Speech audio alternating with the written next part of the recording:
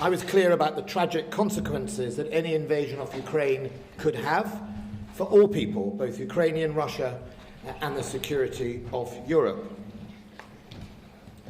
We listened to the assurances given by Minister Shoigu and indeed General Gerasimov that they would not invade Ukraine, and we urged dialogue as a way through to address any concerns that the Russian government may have. Situations if there is no NATO expansion discussion on the table? We obviously have made it very clear in NATO that an invasion would have tragic consequences, and we are here, and I'm here today, for example, to seek a way of whatever we can to de-escalate that tension. I heard clearly from the Russian government that they had no intention of invading Ukraine, and I also heard some of their concerns. We feel, as NATO's response to the Russian treaty offer in December, that addressing those concerns can be done through a range of measures, including confidence measures, looking at better transparency, inspections, continuation of some of the existing treaties that have been in place, some of them going back through the Cold War. You mentioned Minsk, and everybody mentions Minsk.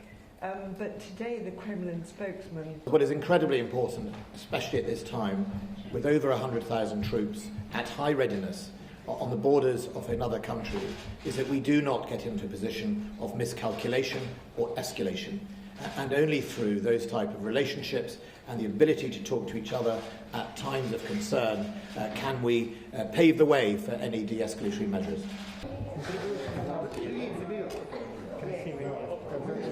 First of all, the weapons we provided to the Ukrainians were defensive tactical weapons. They're not strategic, they're short range. They are designed really for the protection of infantry at short range from armour. They in no way would pose a threat to an external state as long as that state didn't invade that country. So they were specifically limited to that type of capability in order to undermine our belief that people have a right to defend themselves in self-defence, as also does international law give people that right. But they were limited in number. I announced to Parliament that we were making a deployment of them. We would send troops, which we have done, to train them, and when that training was finished, those troops would and will return to the United Kingdom, and that will be done pretty soon, actually. They were there for that purpose only. Of course, I'm happy to explore all those type of measures if it leads to de-escalation, as long as we see the respect of each other's states, and indeed the Ukrainian government, so we can perhaps get back together again to try and make sure that we implement the Minsk agreement, which we think is one of the major planks we could use to get to a better position for all parties.